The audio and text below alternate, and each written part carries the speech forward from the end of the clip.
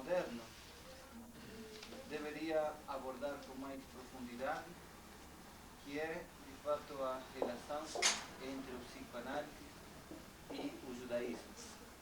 Para isso, nós convidamos o Dr. Zekri, especialista nesta matéria, experto nesta matéria, e esta vez nós vamos fazer de uma maneira um pouco diferente. Isso não vai ser uma conferência. O doutor vai conversar comigo, eu vou conversar com ele por um lapso, não sei, talvez meia hora, 20 minutos. Vocês vão ouvir tudo isso e logo vamos nós ouvir a vocês se tem alguma pergunta, alguma dúvida ou algum tema ainda por aclarar. Tá bom?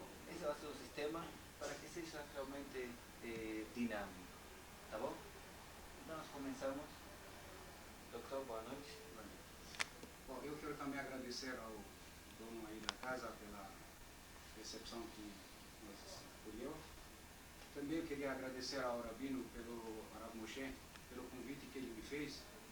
E, na verdade, quando ele falou sobre psicanálise e judaísmo, não é tanto psicanálise e judaísmo como ciência e judaísmo.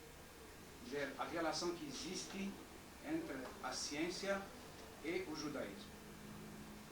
A saúde física e a saúde mental. Uma influencia a outra. Se uma pessoa não se sente bem psiquicamente, ela descarrega no seu organismo e desencadeia doenças que, no fundo, são de origem psíquica.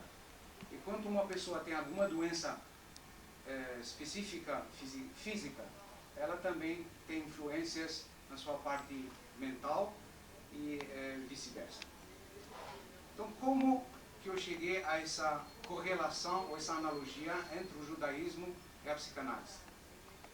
A medicina moderna, nós sabemos muito bem que ela fez muitos avanços, mas ainda não cura todas as doenças. Todo mundo sabemos que quando se cura uma doença, muitas vezes se dá um remédio e tem os efeitos colaterais, então se cura algo e se prejudica alguma outra coisa. Então, no avanço da medicina tradicional, chegou aqui o que a gente chama de medicina psicossomática, que ela já não vê mais o ser humano como apenas a sua doença, mas vê ele na sua integridade. Como se fosse assim, o doente é mais importante do que a própria doença. Então, vamos verificar o que está acontecendo para o ser humano e não apenas aquela sintomatologia específica que ele vem apresentar ao médico. Isso aqui todo mundo que sabe disso, e todo mundo passou por essa experiência.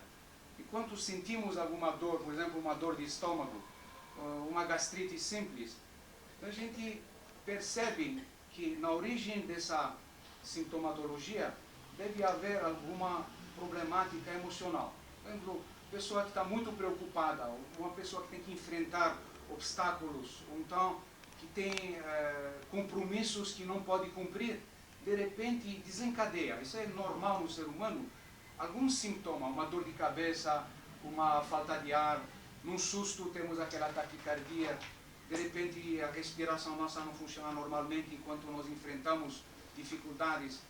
Então a gente começou, essa medicina psicossomática começou a perceber que não adianta dar um remédio para o doente para aliviar o seu sintoma, se não olhasse para o todo do ser humano. Porque nesse caso, o que acontece? A gente alivia a dor, mas não atingindo a origem, a causa que provoca a doença. Então, o ser humano, por um mecanismo até inconsciente, ele transfere essa doença para outro lado.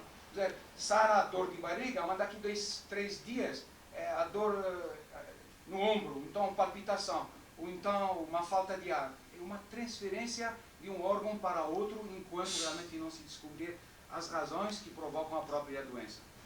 Então, a medicina psicossomática avançou bastante, e realmente hoje em dia, nas clínicas mais modernas, mais aperfeiçoadas, existe esse tratamento integrado, que une a parte orgânica física do ser humano e a parte mental, psíquica, que é tão importante quanto a própria sintomatologia.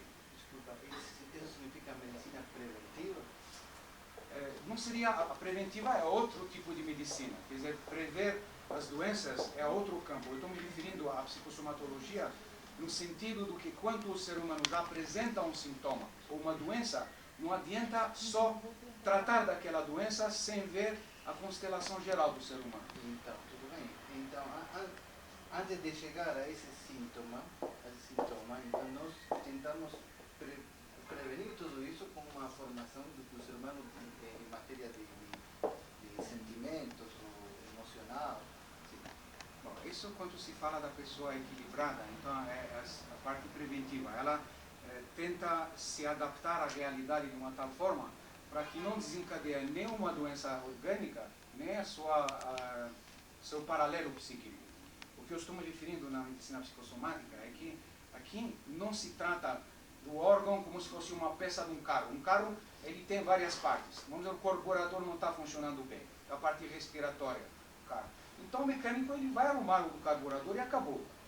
Hoje, a medicina psicossomática, se a pessoa tem problema asmático, então não é só a parte respiratória. É o que desencadeou toda a problemática. Então ela verifica, ela faz um tratamento de levar o ser humano a uma consciência que levou ele a esse estado.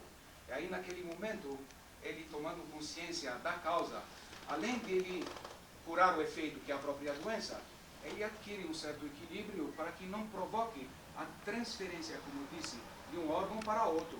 Ou então para que ele se curar, ele tenha que curar de uma forma integral, e não parcial ou paliativa. Só que, como eu falei, a medicina, ou a ciência, ela trata da parte orgânica e agora da parte psíquica, como a própria psiquiatria, a psicologia. Mas, no nosso trabalho, justamente, por isso que eu quero ligar o judaísmo, no nosso trabalho de clínica, no nosso trabalho de dia a dia com os pacientes e na nossa experiência, nós percebemos que existe um campo que a ciência tem medo de tocar nele e que ele é tão importante quanto os outros dois. Porque sem ele é como se fosse uma cadeira de 2 pés. E uma cadeira sobre 2 pés não fica. Tem que haver um tripé. Quer dizer, ela tem que encostar em mais um lado para ela ficar realmente de pé. E esse lado é o lado espiritual do ser humano. E os cientistas têm medo de abordar o aspecto espiritual.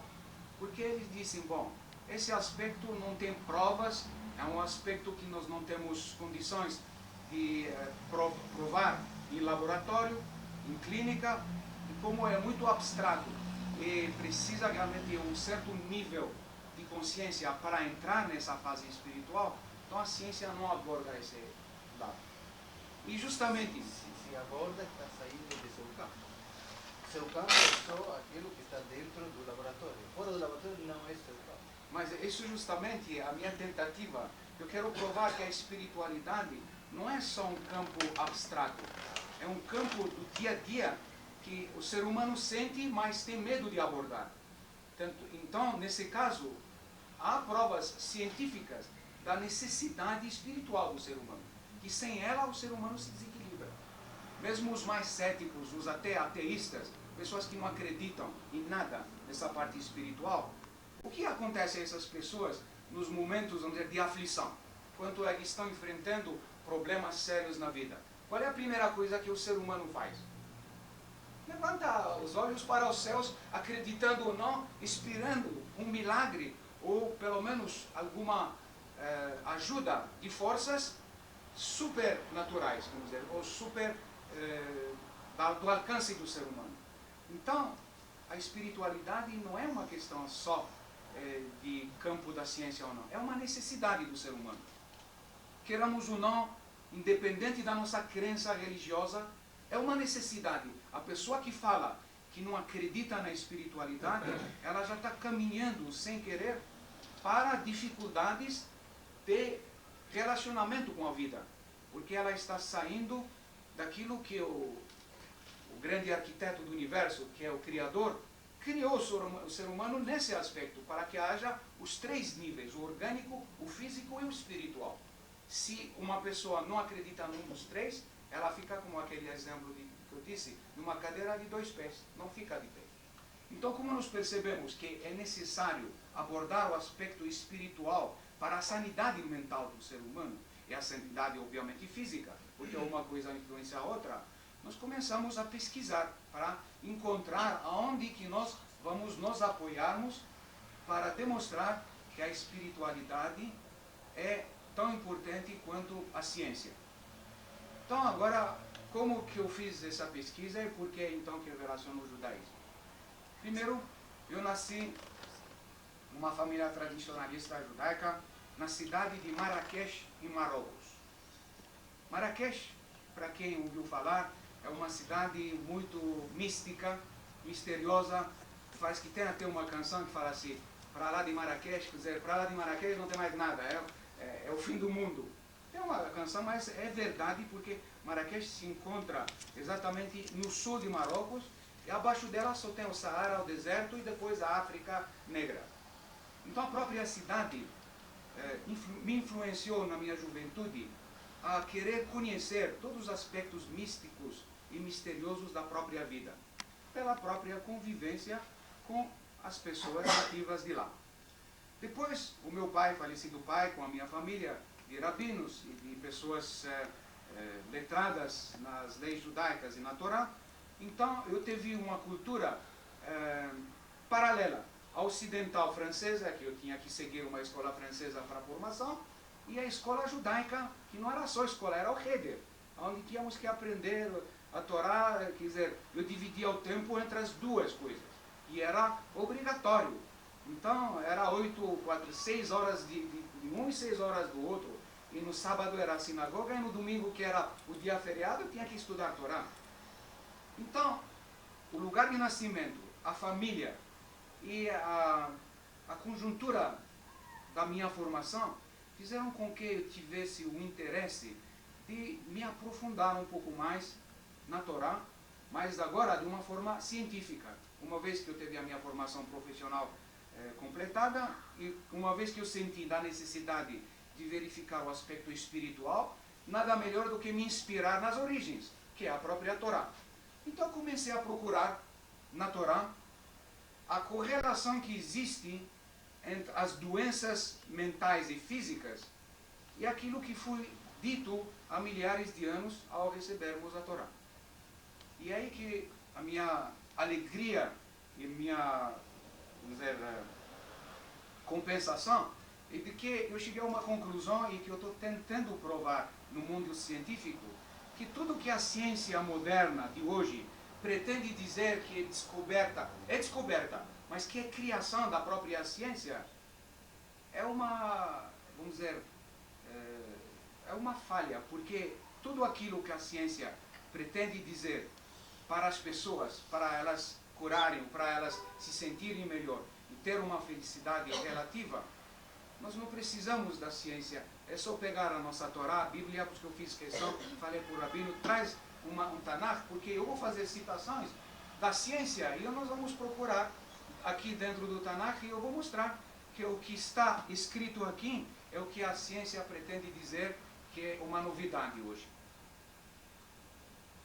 Então, volto para trás para dizer, o aspecto orgânico, físico, que é da medicina, o aspecto psicológico, psíquico, que é das ciências psíquicas ou da medicina psicossomática, o aspecto espiritual, que eu procurei encontrar no judaísmo, que é a fonte realmente de toda a espiritualidade e de todas as outras religiões. Inclusive as próprias religiões reconhecem que a sua origem, a sua fonte inspiradora em todos os campos é o judaísmo, apenas revestido de outras formas e de distorções. Mas, na verdade, é o judaísmo.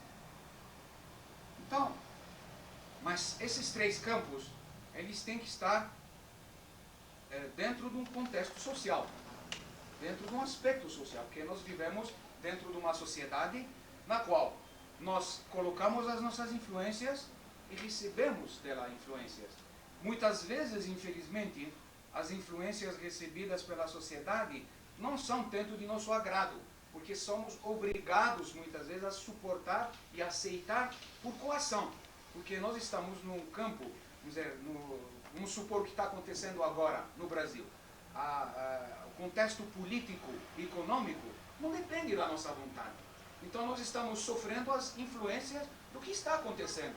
Todos nós, há uns anos atrás, se nós recordamos, éramos um pouco mais folgados, né, Jacques? No sentido material, a gente podia viajar mais vezes, podia se divertir mais vezes, e de repente o cerco foi se fechando. E cada vez a gente abria a mão de uma coisa. Hoje em dia, praticamente toda a sociedade, a comunidade, não só judaica, que convive aqui, ela abriu mão de muitas coisas pelo contexto econômico que nós vivemos. A recessão influenciou a gente de tal forma que nós somos obrigados a cada dia tentarmos usar todos os nossos mecanismos para nos adaptarmos a novas situações.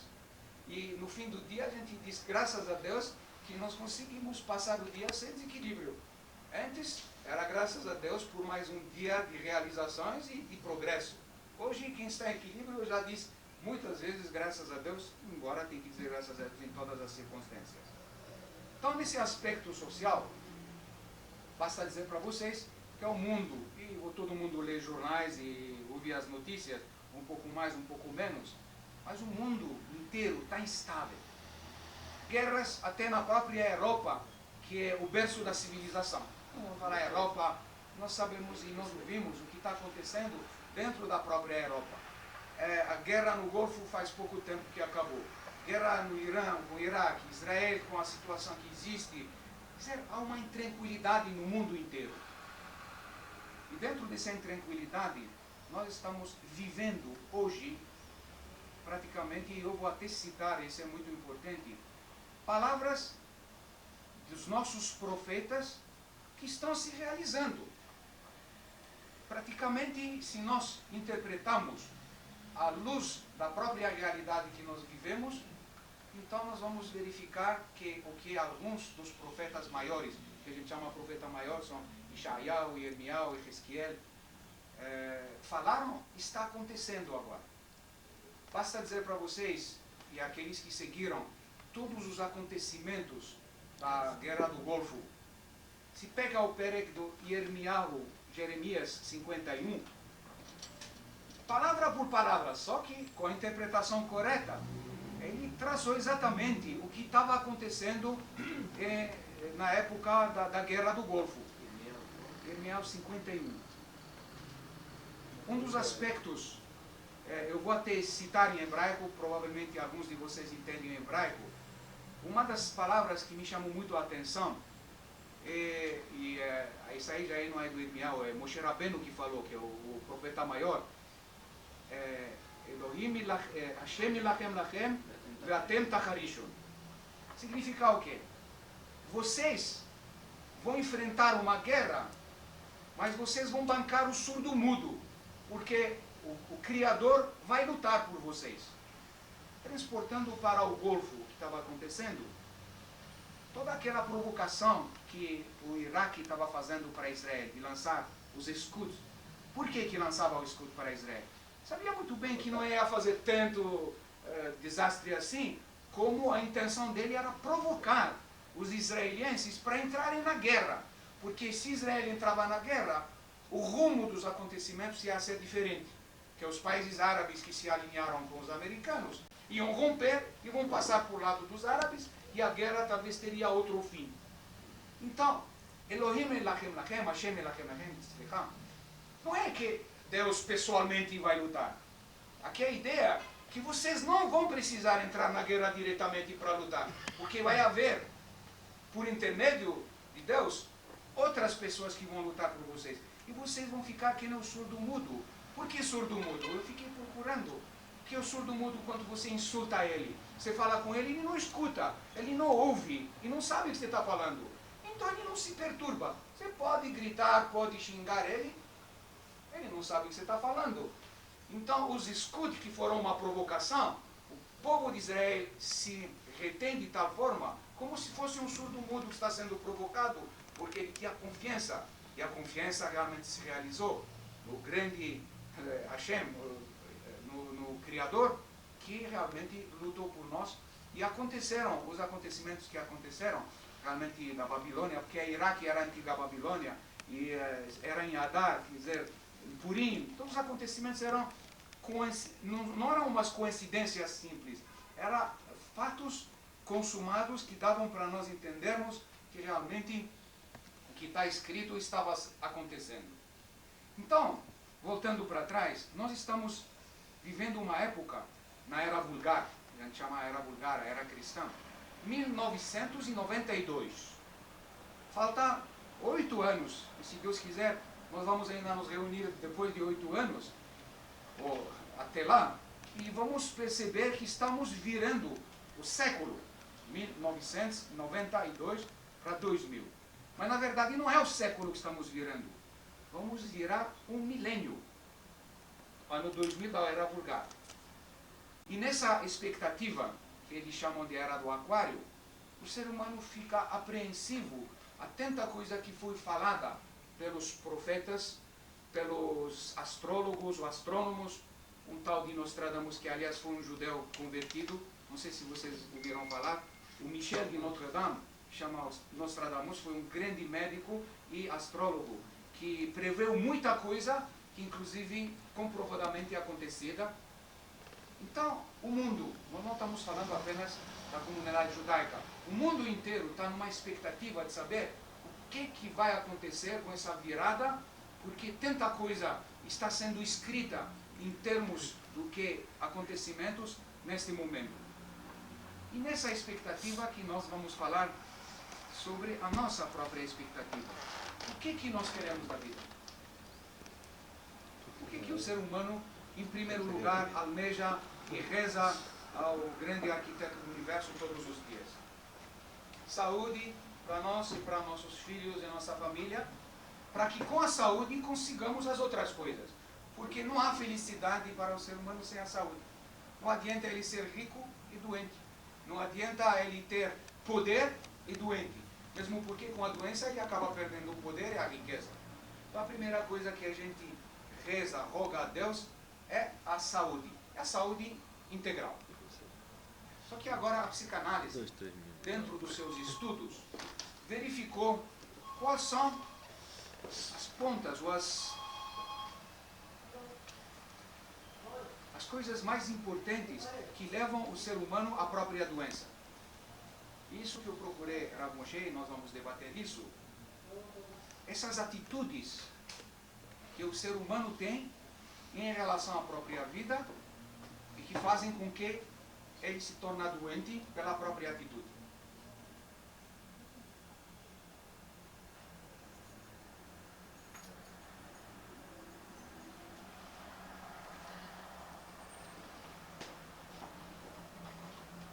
Então a psicanálise, com a ciência da mente, vamos dizer, tudo que é relacionado à psique do ser humano, um dos aspectos mais importantes que a gente encontra como fator desencadeante da doença mental e orgânica é que a gente chama de inversão.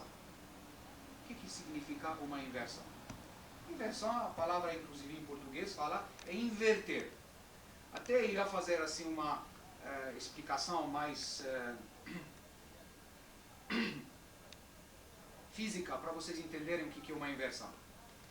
Todo mundo sabe, se a gente pega qualquer objeto, nós aprendemos quando estávamos ainda no colegial, na escola, que é uma lei óptica. Quando você olha um objeto, ele entra pela retina invertido. E depois, por um processo de inteligência nossa, nós revertemos e nós vamos enxergar o objeto como ele é de verdade. É uma lei da óptica. Se vocês, todo mundo provavelmente tem um aparelho de slides. Para você projetar um slide, você tem que colocar ele ao contrário, de cabeça para baixo, que é uma lei. Aí você projeta ele de cabeça para baixo e ele sai direto. Então essa lei da inversão, que existe dentro de nós fisicamente, ela também existe psiquicamente. Quer dizer, nós percebemos a realidade invertida. Só que aqui tem o ponto crucial. Enquanto o fenômeno fisiológico ele acontece automaticamente, porque tem coisas dentro do nosso organismo que só parando para a gente ter consciência da sua existência. Nós não vamos sentir o tempo todo o nosso coração batendo, mas ele está batendo. Se nós pararmos um pouco, nós sentimos o coração bater. Ou então a nossa respiração Nós não estamos conscientes o tempo todo que estamos respirando, mas se nós pararmos um pouco, nós vamos perceber. Estamos respirando. Então, esse fenômeno, ele é automático, da reversão inteligente do objeto fisiológico. Na parte da realidade psíquica, ele se divide no meio, porque ele depende da vontade do ser humano. Então, nós percebemos a realidade invertida. Só que, em lugar de reverter ela para perceber como ela é, muitas vezes a gente opta por ver um pouquinho a realidade e ficar muito na fantasia. E o ser humano que opta por essa opção, seria até redundante falar isso, aí obviamente ele vai viver 20% da realidade e 80% da fantasia. Se é por um tempo pequeno, vai lá, passa, porque de repente ele acaba percebendo que não adianta querer lutar contra a realidade, porque a realidade é divina, é criação de Deus, a verdade. Então nós não podemos inverter ela. Se ele não optar pela reversão e ver a realidade como ela é, ele acaba com o tempo adoecendo, porque é impossível você contrariar a lei divina tanto tempo sem você ficar na sanidade. Quer dizer, você obviamente está provocando, precipitando uma doença, seja ela psíquica, orgânica ou as duas juntas. Então, essa ideia da inversão, eu fui procurar realmente onde que eu posso encontrar dentro da nossa Torá a indicação de que para ficar na sanidade e no equilíbrio, precisamos ver a realidade como ela é, não contradizer as leis divinas e aceitar tudo que o Criador criou com satisfação e com gratidão. Porque eu faço questão assim de explicar um ponto que é realmente primordial para entenderem a patologia do ser humano. Patologia quer dizer a doença do ser humano. O ser humano não cria nada. Ele não pode criar. Então como que há progresso na ciência? Por que a civilização e o mundo está progredindo? Aí sim, o ser humano, através do seu esforço, do seu trabalho, da sua dedicação, ele descobre diferente. Yetzirah, descobrir seria metziah. A criação, criar, tudo já está criado. Criado de uma tal forma perfeita e equilibrada, que nós não podemos mexer em nada sem provocar um prejuízo para nós e para o universo.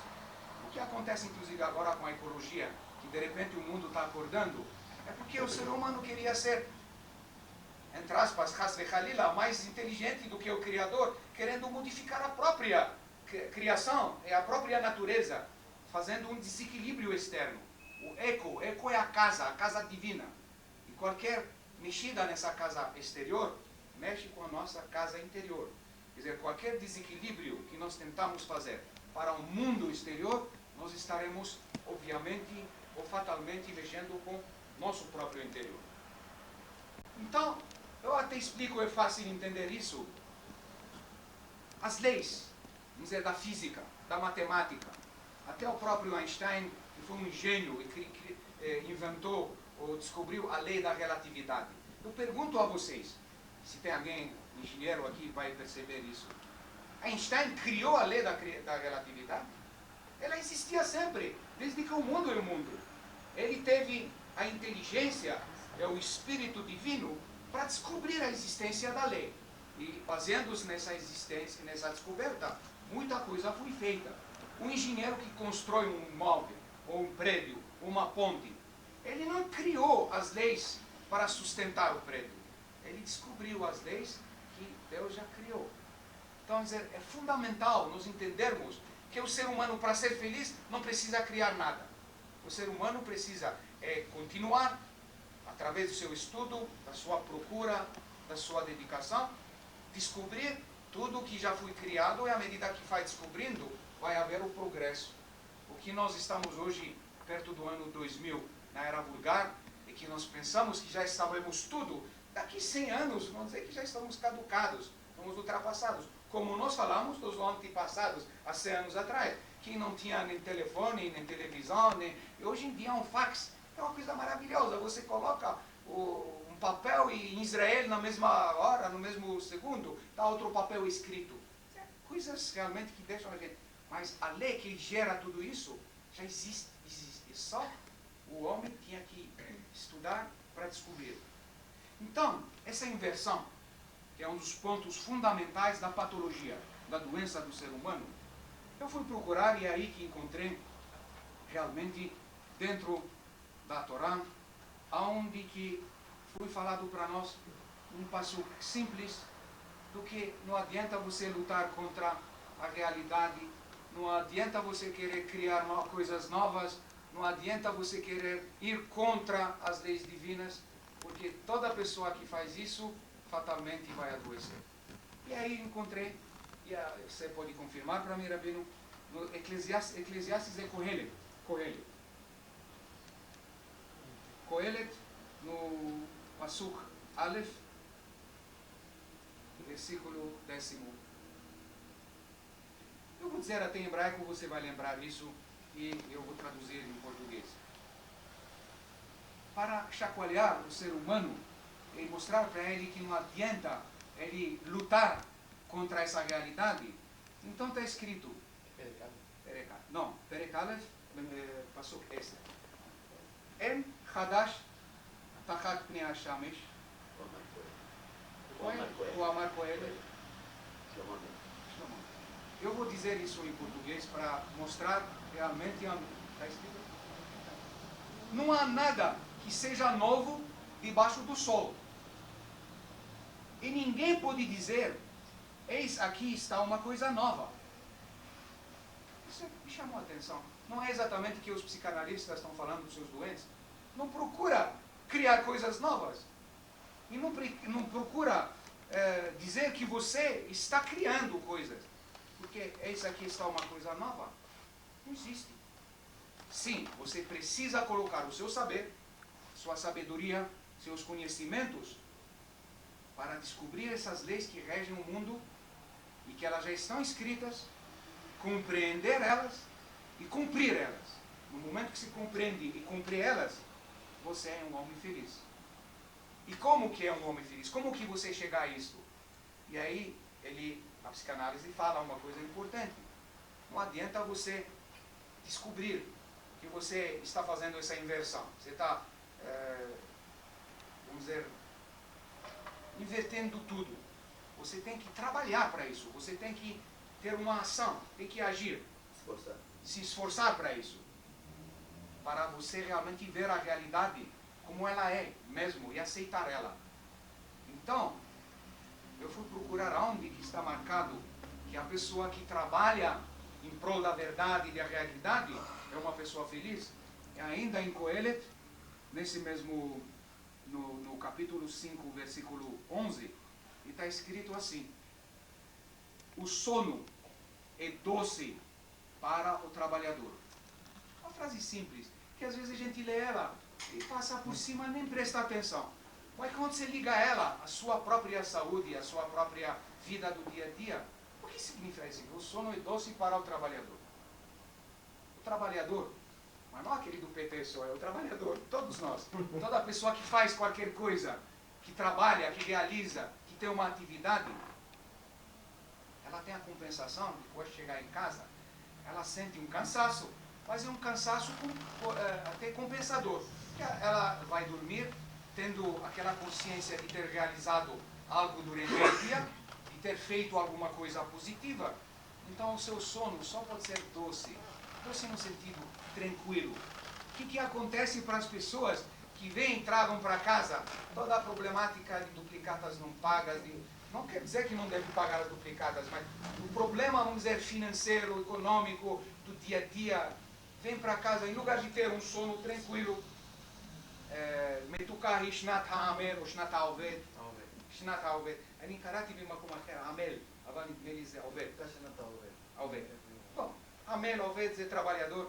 Quer dizer, em lugar de ter essa doçura, essa tranquilidade, esse sono reparador, que vai nos preparar para o dia seguinte, acordarmos com forças e energias, para ir de novo à realização, nós vamos acordar mais cansados porque não tivemos um sono tranquilo, e o sono que praticamente limpa as nossas toxinas mental, vai acumular elas, e aí depois de algum tempo vem o estresse, vem a doença, vem a pessoa incapaz de realizar nada, porque em lugar de encontrar no sono aquela tranquilidade, ela encontra no sono a própria fuga da realidade, do dia a dia.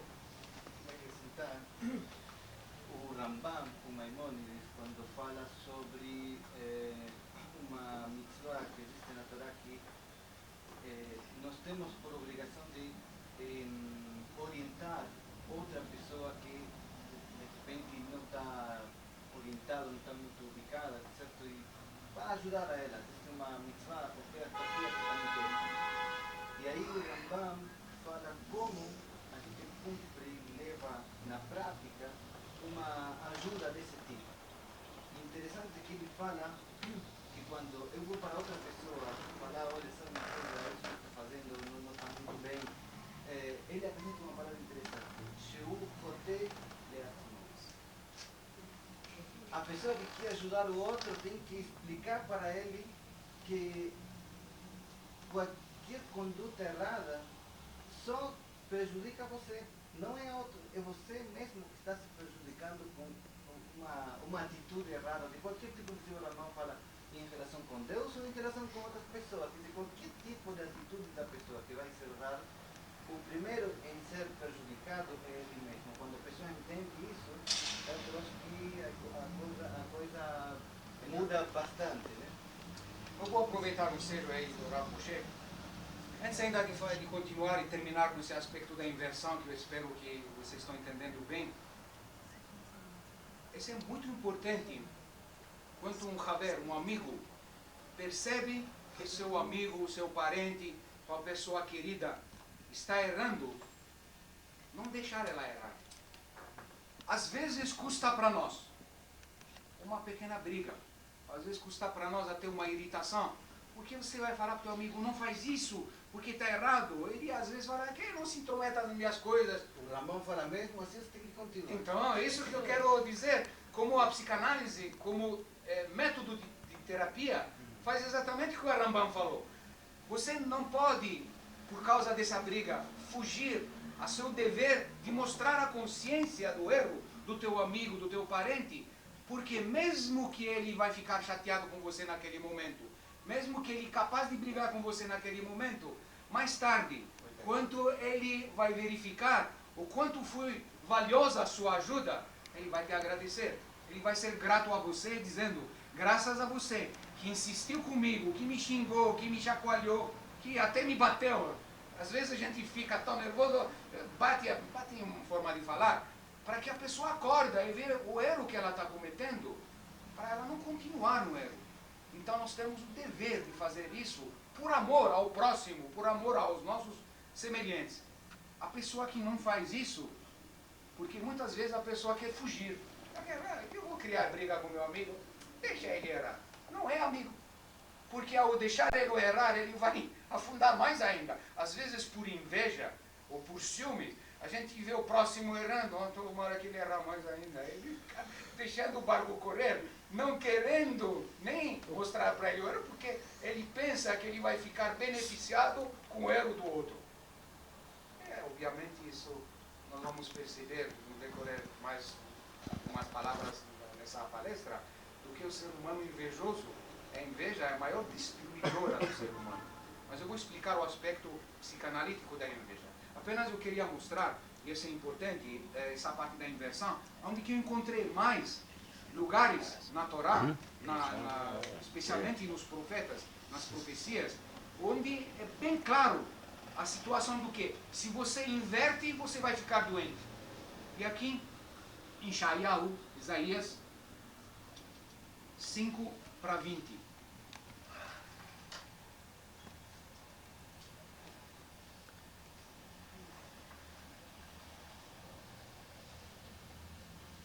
Quando Isaías falou sobre as pessoas poderosas, entre aspas. Oi, então, oi, Omrim Laratov, em português, está assim. ai, essa é a tradução literária do que está escrito aqui. Ai dos que a mal chamem bem, e ao bem, mal, que fazem da escuridão a luz, e da luz a escuridão, que tornam o amargo por doce, e o doce por amargo. Aqui está bem clara essa parte da inversão. Ai das pessoas que fazem o contrário. O que quer dizer ai? Quer dizer, essas pessoas vão ser coitadas, né? Vão ter que sofrer. E o sofrimento não é um desejo divino.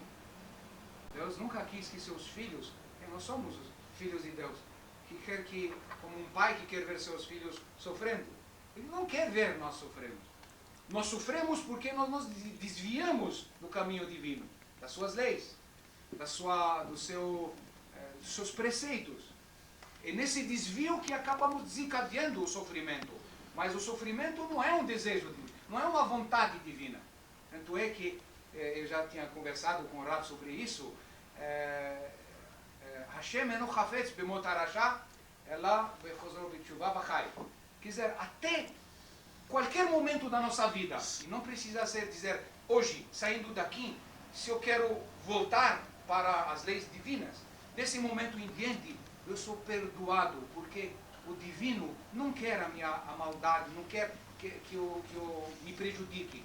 Basta que eu enxergue a qualquer momento essas leis divinas que regem o universo na perfeição como ele é, para eu sair do caminho do sofrimento e entrar no caminho da felicidade. Então aqui eu percebi realmente que o aspecto da inversão sobre o qual toda a psicanálise se baseia, essa não aceitação da realidade, essa querer criar em lugar de descobrir as coisas, essa maneira de não querer trabalhar e agir em prol dessas descobertas, estava tudo escrito e só bastava ler com atenção para perceber que a pessoa que segue esse caminho, ela está, no mínimo, consciente dos motivos das doenças. E quando a pessoa tem descoberto o motivo ou a causa, ela desmancha o efeito. Isso é fatal. Muitas pessoas ficaram anos e anos em mãos de médicos, trocando de remédio para cá e trocando de médico. Muitas vezes a pessoa vai no médico, dá um remédio, não serve, o médico não serve, então vai no outro médico. Não, este não serve, outro. Ele vai girando a vida inteira, ou trocando de remédio, ou trocando de médico, ou trocando de doença. Como se fosse assim um milagre. No momento que a pessoa conscientiza as atitudes dela mesma contra a própria vida, contra a existência, contra as leis divinas, naquele momento da conscientização e naquele momento da aceitação com humildade, que ela tem que ser humilde, aceitando esses erros que nós cometemos diariamente, parece que por um passe de mágica a pessoa acaba curando, sarando. Ela tem uma visão diferente do mundo, parece que ela se enche de alegria, enche-se de felicidade. De repente ela descobre que ela não viveu o tempo todo, estagnou, foi só levando, como se diz na gíria. Mas daquele momento em diante, ela está tendo consciência de uma existência plena, uma existência gostosa. E aí, tem mais dois aspectos, se me permitirem, se eu não estou segurando pelo tempo, eu não sei, porque parece que você me deu o tempo, mas eu não consegui, desse tempo, dizer tudo. Resumindo, tem mais dois aspectos importantes da doença. A inversão é a descoberta, a criação, nós já falamos. Tem o que a gente chama a megalomania. Mega quer dizer grande, megalomania quer dizer a mania de grandeza. O delírio de grandeza. E graças a Deus não existe uma pessoa que não tem esse delírio de grandeza. Em grau maior, em grau menor, mas todo ser humano tem a sua maná, sua porção de megalomania. O que significa a megalomania? E por que a megalomania leva o ser humano à própria doença? O ser humano pensa que ele é todo-poderoso. Inclusive, ele tenta, através do seu trabalho, da sua atividade, angariar fundos e riquezas, infelizmente não para usufruir delas tanto ele como os seus familiares e a comunidade, mas para ele se sentir cada vez mais forte e ter o poder na mão para subjugar os outros, a sua vontade, e para mostrar que ele é o melhor. Ora, uma pessoa que é melhor, uma pessoa que é grande, de verdade, é a pessoa humilde. Ela não precisa que os outros digam para ela, você é o melhor. Ela não precisa, ela sente. Então, a humildade, na verdade, é a maior das virtudes do ser humano. Os nossos sábios, e na Ética dos Pais, em Pirkei Avot, se fala muito disso. O Rabi Akiva foi um dos maiores sábios nossos, e foi o maior humilde que nós conhecemos, que ele nunca deixava, digamos, até o simples empregado, ou qualquer pessoa, adiantar ele dizendo bom dia. Ele, Rabi Yohanan. Obrigado. O Rabi Yohanan, um grande sábio. Então, ele sempre se adiantava a qualquer pessoa de tanta humildade, porque a verdadeira humildade, porque tem também os falsos humildes, aqueles que sabem que a humildade é uma virtude e se passam por humilde. Mas como aquele, tem um acidente no meio da rua, né? E está o cara aí no chão, sangue, tudo, nem precisa de atenção médica.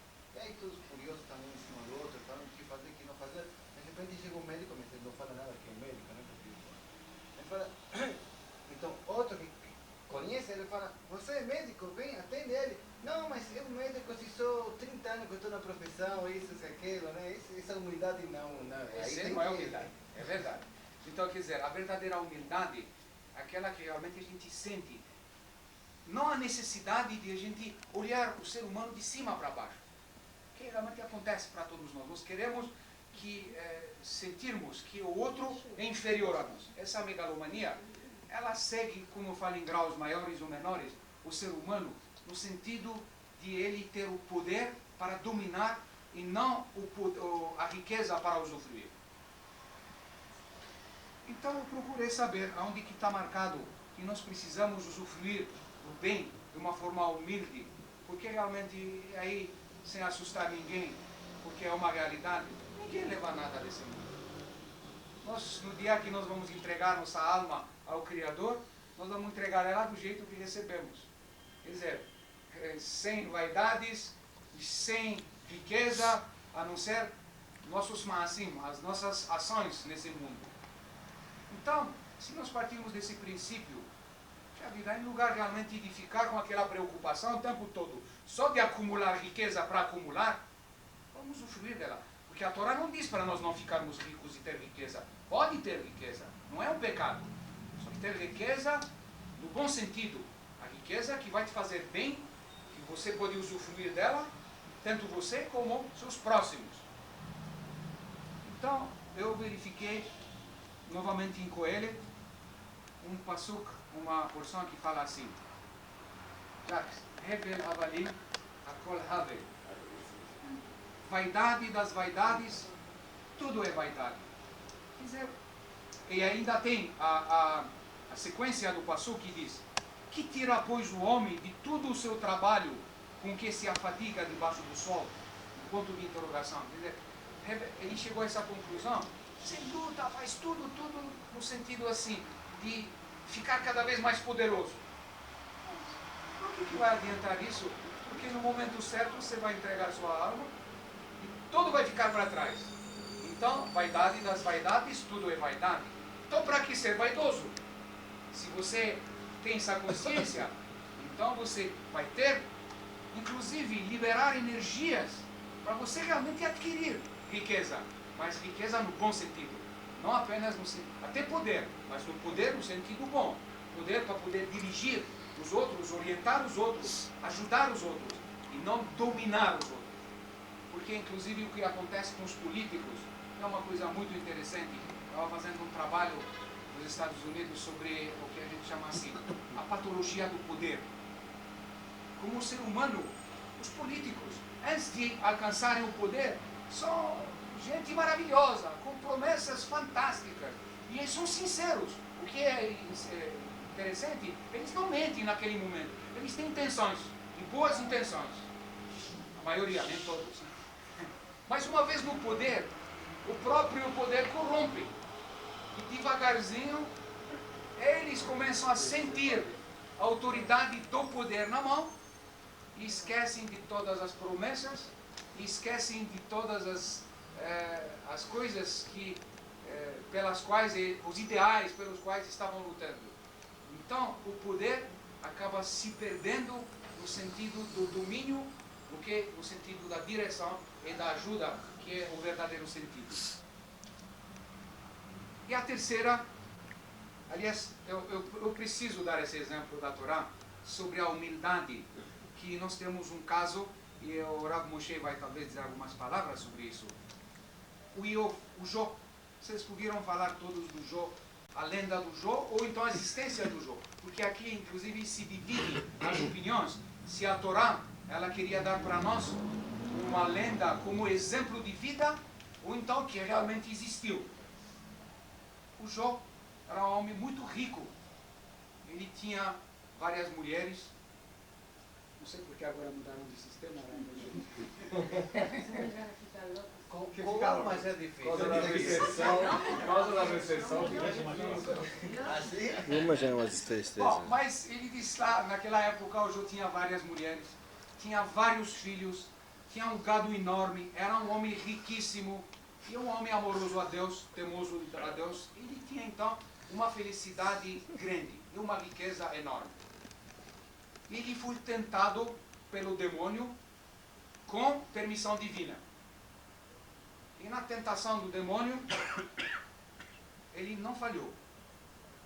E durante épocas, uma atrás da outra, começou a perder a família, as mulheres, os filhos, o gado, a riqueza, tudo que ele tinha, aonde ele chegou ao momento que não tinha mais nada, absolutamente nada. Ele se recolheu, parece que é a Bainho, não? Ele aceitou. Ele se recolheu, não falou mais nada e continuou com a sua ligação com Deus, com a sua fidelidade, sem se rebelar. E aí nós temos um passo que diz, quando ele foi provocado pelos seus amigos, ele faz até Mani e os outros, para ele falar, porque eles estavam dizendo para ele: poxa vida, você que era um grande, com tanta coisa, você está reduzido a cinzas, a nada, e você não fala uma palavra contra o divino? Como é possível? E aí ele respondeu, e esse é tão bonito que serve realmente e deve servir de lição para todos nós. Ele respondeu a eles assim: nu saí do ventre de minha mãe e nu voltarei para lá. Deus o deu, Deus o tirou. Bendito seja o nome de Deus. E ele permaneceu fiel a Deus e à verdade durante todo esse sofrimento. Aí realmente o Criador que testou o Jó, houve a desistência então do demônio e houve então a recompensa divina e o Jó voltou a ter toda a sua riqueza. O que nós aprendemos desse exemplo maravilhoso aqui? Em primeiro lugar, se nós falamos de poder e de riquezas, toda a riqueza, todo o poder emana de Deus. Deus é Senhor de todas as riquezas, de todo o poder. Ele delega para o ser humano para que ele possa usufruir dele. Para que o ser humano possa desfrutar das belezas da própria criação. E não para perturbá-las e atrapalhá-las. E por isso ele sofre. E se ele tem consciência desse poder e aceita o poder divino, as leis divinas, ele volta então a ser recompensado. Quer dizer, o que nós aprendemos dessa história é que nós temos que ter a humildade de aceitar, porque nós somos limitados, nós somos seres humanos, nós somos deuses, não somos pessoas que existem, infelizmente, que é o terceiro ponto da psicanálise, a teomania. Tem pessoas que já não são mais só megalômanos, são teomaníacos, quer dizer, eles são os próprios deuses. Tem os pequenos deuses aí que a gente encontra em nosso caminho todos os dias, onde eles acham que eles têm poderes divinos de tal forma que se você não obedece a eles, eles vão dizer alguma palavra e você vai desaparecer. Existem pessoas assim, que aliás essas pessoas são tão difíceis de conviver, que aí não adianta nem uma argumentação para tirar da cabeça deles do que eles estão errados, porque eles se acham os donos da própria verdade, que ninguém pode tirar deles essa verdade, porque eles são o próprio Deus, entre aspas, porque eles se sentem assim. E aqui encontrei na Torá também, sobre a teomania, uma coisa bonita. Sobre, esse aqui encontrei também em Shayahu, que falou assim: ouve os céus, presta atenção, ó terra.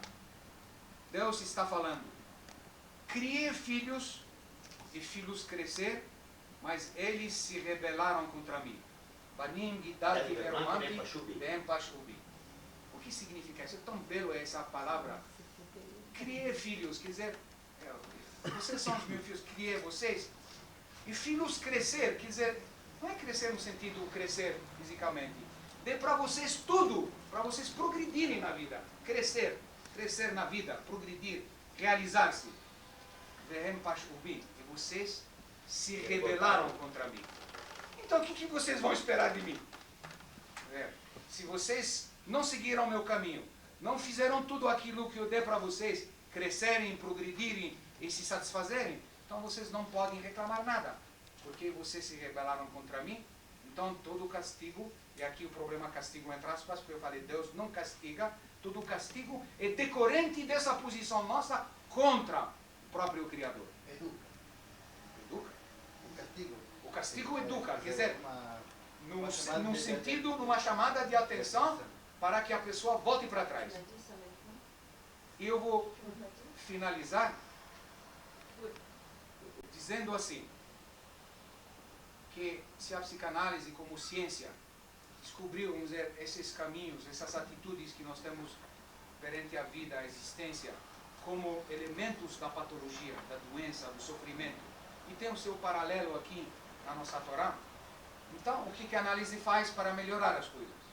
Então existem processos analíticos, métodos de trabalho nosso, como por exemplo um método que a gente chama a interiorização, levar o ser humano a olhar para dentro através de um processo de conscientização.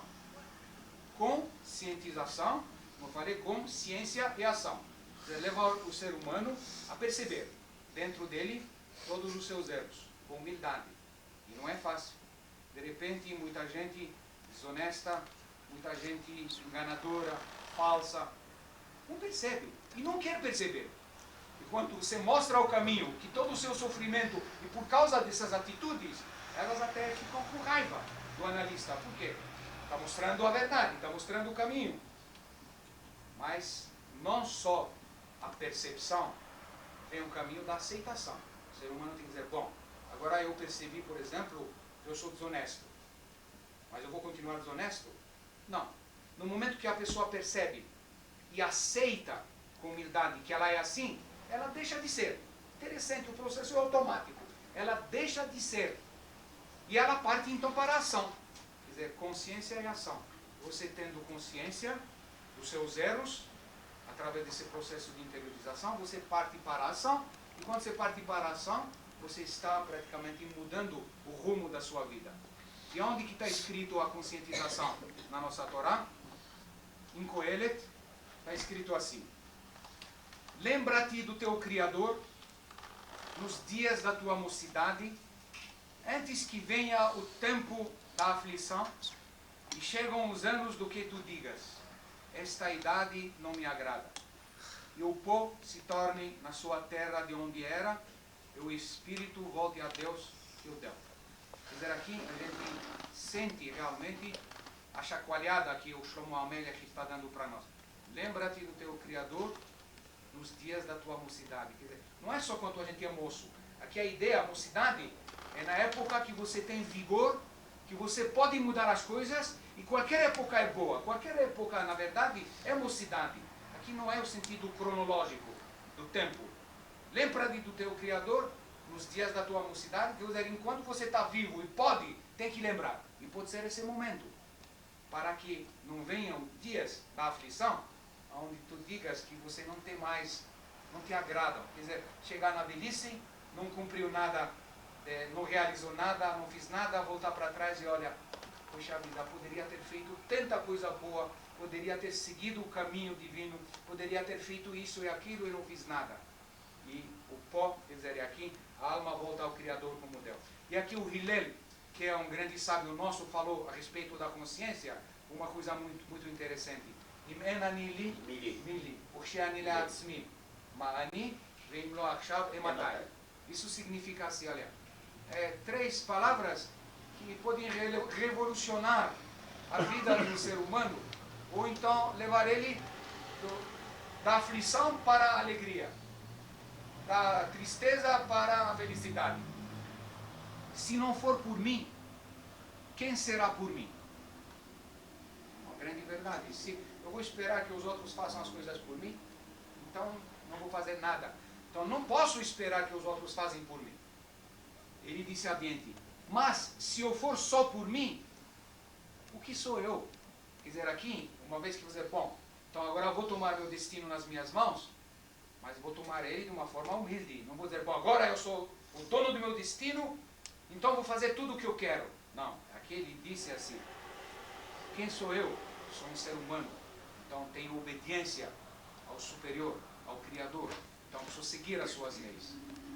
E se não é agora, quando? Quer dizer, qualquer momento, se eu tenho essa ideia na minha cabeça, se não é agora, quando? Cada vez que você quer adiar uma realização, cada vez que você quer adiar alguma coisa que você quer fazer, se tiver essa frase soando aqui nos seus ouvidos, se não for agora, quando? Aí você acorda. E acorda com as palavras finais do Yeshayahu, que diz assim, se todo mundo realmente se conscientizasse disso que nós estamos falando aqui, e agora vamos debater e ouvir realmente comentários, aí fica as palavras famosas dele que estão escritas nas Nações Unidas, mas que infelizmente não estão sendo respeitadas. Dois sagoi el goi hered, veloi edu od letamá, vechitetu harbotam leitim, vachanito teem emasmerot. O que significa isso? E de suas espadas, esse está falando dos povos do mundo inteiro. Yeshayahu foi além, ele não fala só para o povo judeu. Ele fala que chegará um momento, se todos aceitassem essas leis divinas, tudo que existe, toda a beleza, com humildade, então é de suas espadas, de suas armas, forjarão relhas de arados para trabalhar a terra, e das suas lanças, foices. E não levantará a espada uma nação contra a nação, nem daí por diante se adestrarão mais para a guerra. Quer dizer, chegará o tempo então da paz universal, onde os povos se entenderam e nós teremos então a maior alegria de viver. Aí Mashiach já está lá. Mashiach. Receber a Mashiach. Obrigado, isso é o que eu tinha a dizer. Parabéns. Razak demais. Alguma dúvida, alguma pergunta? Pergunta? A teoria que a gente chama de logoterapia. É a terapia onde entra a razão e o sentimento. E onde ele leva o ser humano. Eu segui muito tempo o Frankel. Eu fui, inclusive, designado por ele para representar a escola dele de logoterapia de Viena aqui no Brasil. E eu segui muito tempo e eu percebi que realmente para as pessoas falta muito o sentido para a vida. A pessoa vive, mas não sabe por quê. Falta uma fé em alguma coisa, falta esperança de dias melhores, objetivo. Então, nesse sentido, eu comecei a tratar algumas pessoas, porque a gente é eclético no tratamento, você não segue uma linha, você tem que saber para cada pessoa qual é a medida certa. E de repente essas pessoas começaram a mudar, começaram a perceber que realmente vale a pena viver. E o Frankel, quando desenvolveu essa teoria dele, e salvou que era um grande cientista judeu, que hoje acho que deve ter já morrido, porque ele tinha na época 60 anos, são quase 40, e virou a ser depois, nos Estados Unidos, um grande enciclopedista. Ele desenvolveu uma enciclopédia, ele fez um trabalho, e o Frankel tinha falado para ele no campo de concentração, você é um cientista, você tem uma missão a cumprir, você não tem o direito de morrer. E levou ele a esse sentido da esperança do que dias melhores vão chegar, e ele vai cumprir a sua missão. E dito feito, a guerra acabou, os americanos entraram naquele campo, e foi salvo, continuou o seu trabalho científico e fez uma maravilha do seu trabalho. E aí eu me lembrei do Émile Cohen, que era um filósofo, psicólogo francês, de muitos anos atrás, mas de uma forma rudimentar. Ele disse o que você falou no Shema Israel, mas diferentemente, se a gente faz o que a gente chama autossugestão, se sugestionar. diariamente, mesmo que de uma forma mecânica, uma frase simples, ela pode ajudar a pessoa a se manter realmente no equilíbrio. E a frase simples, eu tentar traduzir lá do francês, ou seja, todos os dias, sob todos os aspectos, eu me sinto cada vez melhor. Uma frase simples. É só repetir antes de dormir umas 20 vezes. Estou dando assim de graça. Todos os dias, sob todos os aspectos, eu me sinto cada vez melhor. O judeu tem outro preceito melhor. Antes de dormir a gente faz o Kiryat Shema. A ligação com Deus, pelo sentimento. Quer dizer, a experiência do que Deus bondoso vai dar para nós uma noite tranquila e a nossa alma volta no dia seguinte, quer dizer, para um dia de realização. Então, essa repetição, agora no termo científico, ela se torna uma sugestão que a gente faz, se torna uma autossugestão tão forte que a própria mecânica do nosso inconsciente capta ela e, sem percebermos, ela nos empurra, nos impulsiona a realizar o que é aquilo que a gente está repetindo todos os dias. Se você quer pegar uma fita com coisas boas, maravilhosas, e antes de dormir você coloca ela e ouve aquelas coisas, elas acabam entrando ou adentrando dentro de nós e se realizando, desde que elas são realizáveis. Você não vai dizer, bom, todos os dias vou dormir e vou acordar com dinheiro no bolso, porque não vai acontecer. Mas você pode dizer, todos os dias se eu vou dormir tranquilo, eu vou ter uma saúde para trabalhar, para ter o dinheiro no bolso, aí sim. Então, sugestões realizáveis pode-se fazer. E aí, respondendo à sua pergunta, a fé é o elemento principal. Sem fé, não tem cura. Doutor, Não é por causa da fé, por exemplo, que a pessoa aceita melhor as coisas boas ou as contrariedades da vida? doutor, eu queria fazer uma pergunta, perdão, completando. Talvez ligando ela. Bom, tudo bem, o senhor pode responder a dele e depois... A fé, quando a pessoa aceita a realidade em si, a realidade não é ruim, ela se torna boa. Porque o que nós fazemos é a inversão. A gente pensa que a realidade é ruim. Eu dou um exemplo do cigarro. Desculpe os que fumam aqui. Mas se pergunta a uma pessoa, por que você fuma? Qual é a resposta? A maioria das vezes, é prazer em fumar. Você sabe que o cigarro faz mal? Eu sei que faz mal. Então você tem prazer naquilo que faz mal? É isso que acontece na realidade. A gente pensa que a realidade é boa quando ela é ruim. Quando ela é ruim, a gente pensa que ela é boa. Essa é a inversão que a gente faz. Então, por exemplo, uma moça assim, de 28, 29 anos, me disse aí faz pouco tempo, eu falei para ela, bom, puxa vida, você tem todos os predicados de ter um casamento bom, de fundar um lar, de ser feliz. Ah, não quero. Eu falei, por que você não quer? Porque eu tenho medo de amar. Por que você tem medo de amar? Porque o amor faz sofrer. Então vê o absurdo. O amor faz sofrer? O amor nunca faz sofrer. Uma pessoa que ama com sinceridade e que é amada com sinceridade, não que tem o sofrimento. Então nas coisas boas a gente inverte. A gente pensa que são ruins. É aquelas que são ruins, como drogas, bebidas, cigarros, a gente pensa que são boas. Então, quando a pessoa tem fé nas coisas reais, elas são boas, elas não são ruins. Então ela deixa as ruins de lado. Doutor, uma pergunta, acho que não chega a ser uma pergunta, uma curiosidade. O senhor nos enfatizou aqui tanto a respeito, vamos dizer, entre a psicanálise e o judaísmo, que praticamente pode-se dizer que é um derivado, certo? Da nossa Torá, que é o mais importante. O senhor disse que o senhor tem muitos poucos pacientes judeus, certo? Não judeus, religiosos. Religiosos, ou mesmo se o senhor tem judeus e não judeus. Como o senhor induz os não judeus a terem uma fé na qual baseada no quê? Bom, aqui tem o que a gente chama, o Deus é universal. Sim, mas ela Deus não é só do povo judeu. Sim. Então, quando eu falo para o cristão que você tem que aceitar as leis divinas, eu não obrigo ele a aceitar as mitzvot que são na nossa Torá. Mas as leis divinas, no mínimo, ele não contrariar tudo que é belo, que é real, que é verdade. O que é verdadeiro para ele, ele tem que aceitar. E os 10 mandamentos Ele também tem 18, o Goi ele tem 18 mandamentos. Nós temos 613 mitzvot. Ele tem 18 preceitos. O Goi. São somente 7. Bom, tem outras coisas que tem um pouco Vai mais. ver que inventaram mais 11, melhor. Tem os adventistas também, os que são mais. Até na mitzvot existe inflação. Eu leciono Mas nós estamos ganhando, nós temos 600 Eu leciono numa faculdade judaica, integradas à Renascença, e a maioria dos meus alunos são adventistas. Eu tenho um judeu, uma judia na classe, uma outra. A maioria são goi e a maioria são adventistas. Eu pergunto por quê. Sabe que os adventistas, eles escolhem lá porque eles não têm aula sexta-feira e sábado. Então, esses devem ter um pouco mais de 7 mitzvot. O Hafetz Chaim falou que é melhor que o cristão, quem seja, de outra crença, de outra filosofia, que leve na prática a sua filosofia, que leve na prática suas mitzvot, se ele tem, certo? Que leve na prática. Isso é bom também para ele e bom para o universo inteiro. Quer dizer, não é uma boa situação quando de repente, mesmo que todos os judeus cumprem as 13 mitzvot, e os goim, por exemplo, não cumprem das deles. Não é uma situação ideal, não é boa essa situação.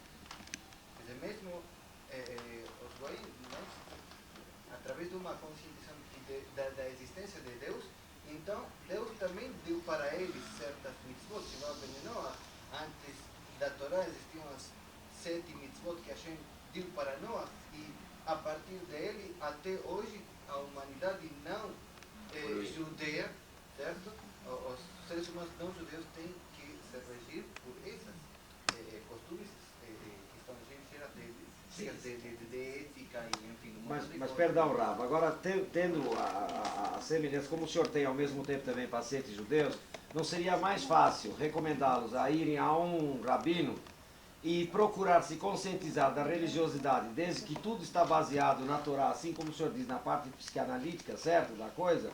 Então ele procurar um Rav no qual ele poderia com mais facilidade induzi-lo a seguir Shabbat, todas as coisas, 613 mitzvot, kashrut e tudo mais, do que o senhor procurar para um próprio judeu ir e fazer-se conscientizar de que deve isto, não deve aquilo, ou isso ou aquilo, sendo que tudo baseado na fé.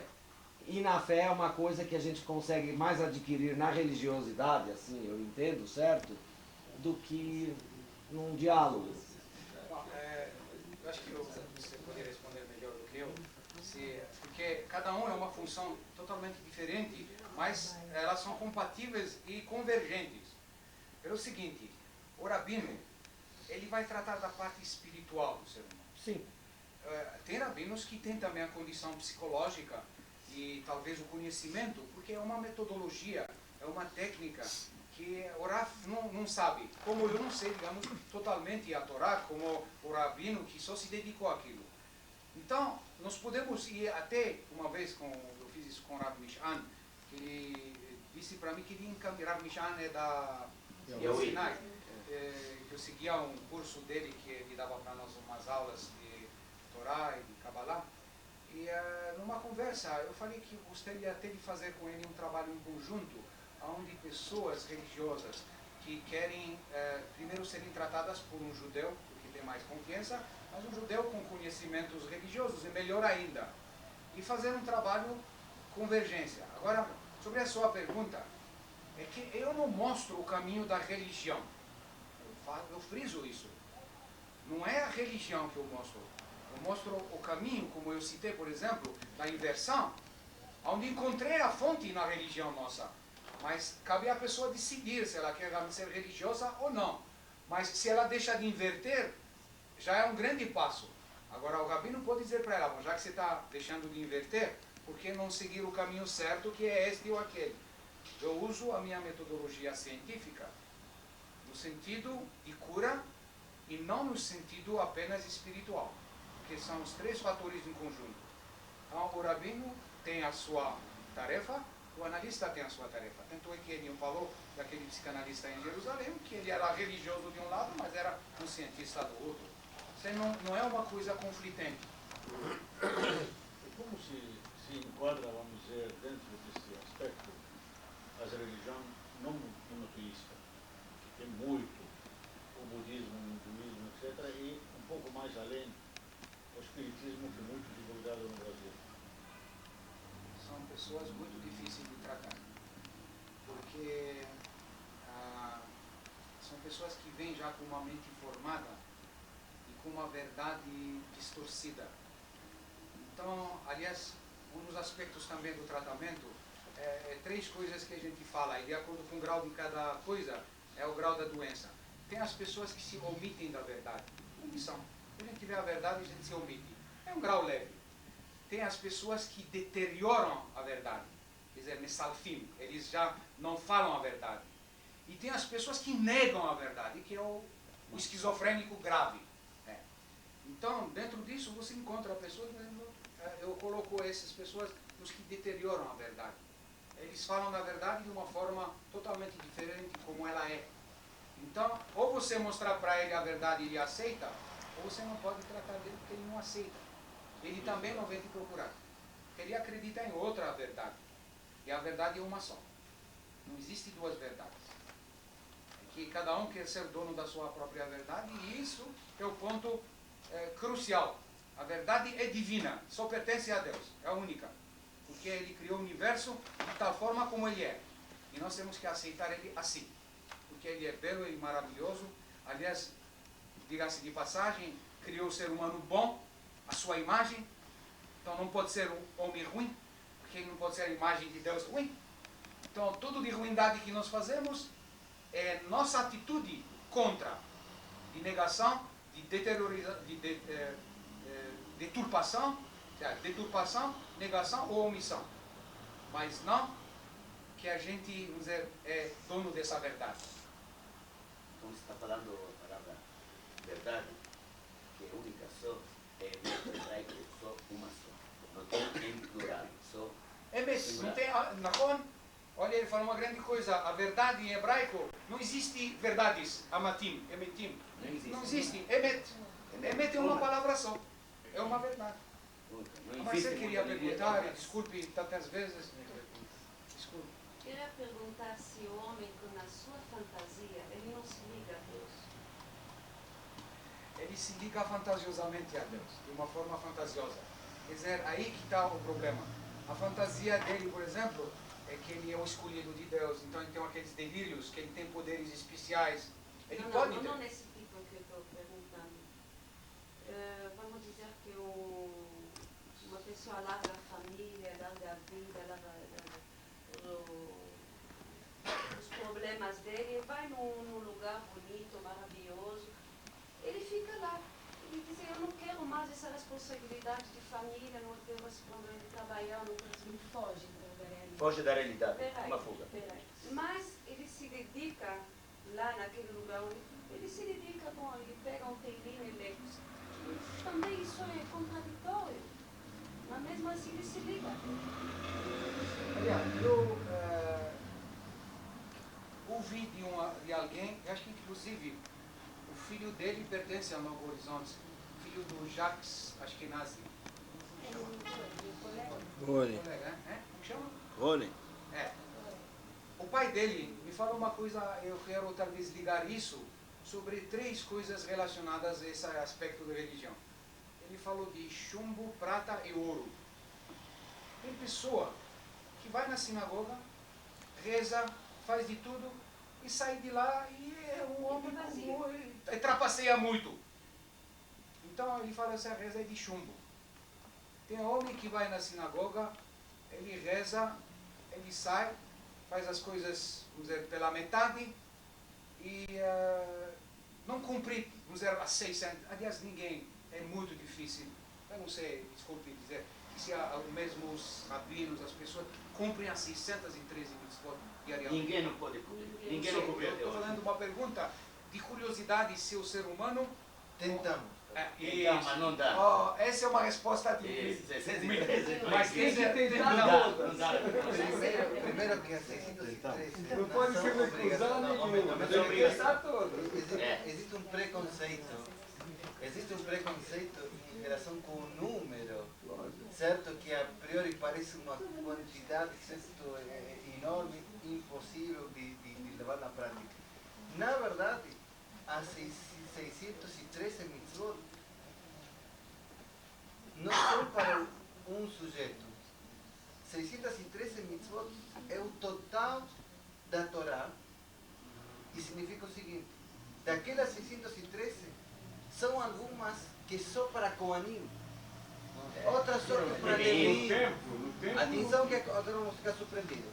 O Hafetz Haim falou que hoje, sem o Bet HaMikdash, que também lá, certo? Sem o Bet HaMikdash, baixa muito, certo, a quantidade, e ele fala... A metade. O Hafetz Haim contou, certo, e foi fisgando que hoje não se cumpre, e que um indivíduo, sendo hoje, vamos dizer, Israel, ou Cohen Levi Israel, ele chegou a uma quantia insignificante em relação com a 613, 200 e pouco. 200 e pouco. Já é mais fácil do que 600, né, Marcelo? Agora, mesmo assim, lógico, entra de para associação do Belo Yaquetá. O ser humano erra, tudo bem, mas o importante é tentar chegar a um ideal, lógico. Tentar chegar ao ideal é o melhor. O mais difícil é fazer da Hakamoka. Bom, se você fizer isso, você já tem Claro que adoro. Se você fez isso, você fez todo 613. Você faz toda 613. Você entendeu? Pode ter fantasia se continuar com essa ligação. Só que ele está sendo incoerente com ele. Porque se ele parte para a mitzvot, não tem que cumpri-las. Ele não pode saber das mitzvot e não cumpri-las. Já é uma incoerência. Então, existe esse tipo de fantasia, Marcelo, não tem dúvida. Quer dizer, nem todo... E aí, me desculpem os que vão todos os dias. Tem gente que é religiosa, entre aspas, porque aqui é um campo muito delicado de entrar. Porque quando se fala religioso, qual é a primeira ideia que tiver na mente? É aquele que vai, um rabino de barba e tal? Ou então uma pessoa que vai na sinagoga? Mas a palavra religião e religioso não existe no dicionário hebraico. Tem pessoas que falam, certo? Tem pessoas que me falam, você é religioso ortodoxo? Judeu religioso ortodoxo. Isso. A única palavra que existe no nosso dicionário é a palavra judeu. Certo? A palavra religioso a gente pegou de outra cultura, língua. Em judaísmo não existe. Não existe. Não existe. existe. Não existe. Existe, mas digamos, em termos judaicos, O que existe é a palavra tzadik, que é o justo. Não, sim. Se fala dati, não existe isso na religião. Nós é que falamos, não, ele é mais ou menos. Judaico. Não é muito, é mais ou menos. E ortodoxo também. Não existe ortodoxo. Então, o judeu é uma raça. Você me fala... C'est la parole. Non, la religion, maintenant, Tout juif célèbre Dieu. Mas não. Eu quero terminar com um conceito. Eu quero terminar com um conceito dizendo em duas palavras que o judaísmo é uma forma de vida que o Yehudi, digamos, se enquadra nela, certo? Nesse ritmo de vida que inclui não somente um sentimento de fé, sino que também inclui um sentimento de fé, uma filosofia, uma maneira de pensar, de agir, de um comportamento especial, certo? E não é impossível colocar tudo isso dentro da palavra religião. Por outro lado, o conceito de ortodoxo, inclusive existem termos ultra-ortodoxos. Que é isso? Ortodoxos, ultra-ortodoxos, não existe isso. Existem fanáticos Não também. existe. Mas isso não está Aqui no Brasil existem também os fanáticos. São considerados fanáticos. O que existe é aquela pessoa. Não, estou dizendo os títulos que eles colocam aqui. Mas é a única maneira de você feliz uma pessoa que para sabe ligar-se a Deus com fantasias Não é bem assim. é justamente A discussão ficar não é? nesse sentido de pensar que está ligado a Deus. Se eu convido a senhora à minha casa, então eu tenho que dizer aonde fica a minha casa. Eu tenho que dizer qual é o endereço. Inclusive, se a senhora não é daqui do São Paulo, eu tenho que indicar à senhora que ônibus pegar ou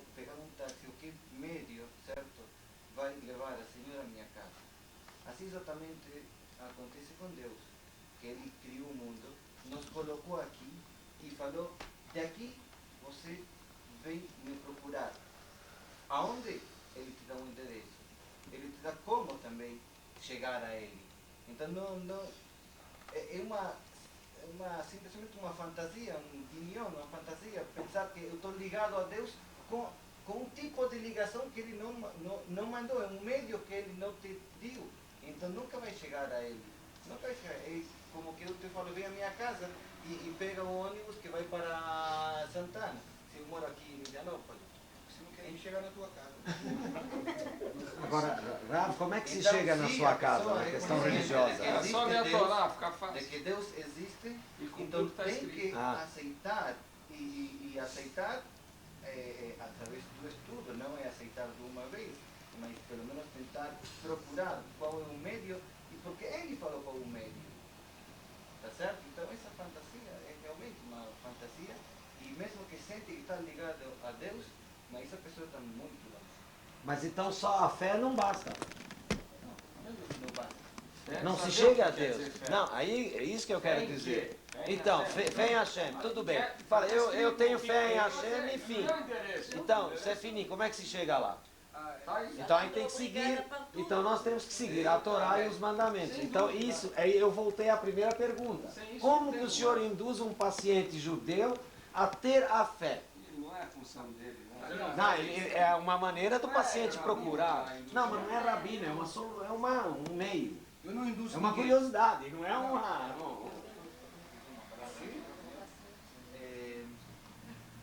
A pergunta eu acho certa e Pode ser que eu não soube colocá-la sim, também, tudo bem. mas aqui talvez faltaria um detalhe. É verdade que a fé se reforça, se aumenta, se acrescenta através dos meios que Deus deu para chegar a Ele. Mas existe uma coisa que o Yehudi nasce com isso, que a alma é aqui a fonte da fé, certo? E a faísca de Deus que o Yehudi tem lá dentro. O trabalho é manifestar, exteriorizar, eu sempre falo da falta de manifesto que tem o judaísmo neste século, certo? Que o judaísmo não se manifesta, só entra, certo? E fica lá dentro, só em sua alma, que é o princípio de tudo. E talvez é aí o ponto do análise, do psicoanálise, que é chegar e descobrir aquela faísca, né, como alma, como parte de Deus que cada Yehudi e cada ser humano em outros níveis, certo? Ela tem. Agora, depois o Yehudi que sabe que aí não acabou todo, lógico, continua. E o trabalho da pessoa é assim, né? Não, de qualquer maneira, eu não falo em termos religiosos para nenhum paciente. Sim. Agora, eu falo... Cabe a ele. Hã? Não cabe ao senhor. Não cabe, lógico. Não cabe. Agora, que eu falo que realmente, que se ele continua na sua megalomania ou na sua teomania, ele vai continuar doente, ele vai perceber o que é teomania. Quer dizer, de ser com aqueles delírios divinos, ou de ser arrogante, de ser poderoso, de ser tudo aquilo, quando ele descobrir aquilo, o ego dele, ele obviamente vai mudar de atitude. Então ele sozinho está mudando a atitude perante Deus. Ele está mudando a atitude dele perante a vida que recebeu de Deus. Mas eu não digo para ele que tem que seguir esse caminho ou aquele caminho. Aliás, o analista não diga nada para o cliente fazer. Ele leva o cliente a perceber para que ele escolha o caminho. Escolher sempre, mas geralmente quando a pessoa percebe e a fonte de todo o sofrimento é a percepção desses erros, se ela está lá e está pagando e quer curar, ela vai mudar. Senão ela para o tratamento. Tem gente que se autodesculpe, que se auto-sabotam de tal forma que elas sabem que tem que mudar de atitude para melhorar e não querem mudar. E não adianta. Não adianta. Você, aliás, voltando àquele esquema do Rambam, você tem que insistir com teu amigo para ajudar ele. Mas eu vou acrescentar algo talvez que o Olavo não vai gostar. No momento que você vai perceber que esgotou todas as suas possibilidades para ajudar ele e não quer, então o problema já é dele. Você já não lava a mão, você já não tem mais culpa nenhuma, porque fez todo o possível. É assim, falou isso, então tá, eu tinha medo de dizer porque ele não sabia. Tem que falar 101 vezes. Não, eu queria acrescentar que as mitzvot são fruto e consequência da livre escolha da utilização do livre-arbítrio, certo? Mas a alma não tem nada a ver com isso. Ele quer ou não quer, a alma está lá. Sim. Está certo, né? Entendeu? Qual seria a linha de psicanalistas que não são judeus ou podem acontecer já, mas não são tão ligados à fé, por exemplo, como o senhor? O senhor está ligado à fé pela sua criação, pelo seu estudo, pela sua ligação na parte de ciência, dos estudos da Torá, então o senhor descobriu que há uma ligação. A grande maioria dos psicanalistas não seguem nesse caminho. Como que eles induzem, como eles trabalham? Por isso que eu digo, não vão nesses psicanalistas. Não sei, mas existe muito. Fora de Não, mas brincadeira. às vezes o paciente, o próprio paciente, está doente porque ele se recusa a enxergar a existência da religião, da verdade. É a própria doença dele. Certo. Ele se nega a enxergar. A enxergar isso. Está Então certo. isso cria a própria doença dele. Não, O senhor, com seu estudo, sabe encaminhar. Agora, sim. a grande maioria, às vezes, tem muito psicanalista que é ateu. Eu sei disso. Inclusive, a maioria são céticos, no sentido assim, de só essa parte. Mas acontece o seguinte, eu sou muito feliz. Os seguidores dessa linha, eu não sou o único, tem muitos, e não são judeus. Tem também judeus. Então, nós seguimos um caminho que achamos o melhor. Então, a nossa missão, cumpre a nós, convencer tanto quanto outros analistas a seguir esse caminho. Então, estamos trabalhando, congressos internacionais, conferências, publicações, artigos científicos.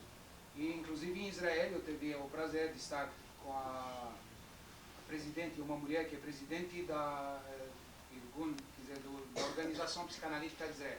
Eu fiquei muito decepcionado porque eles são muito fechados, e tão fechados que para adentrar lá dentro é que nem assim, um grupinho assim, mais do que políticos.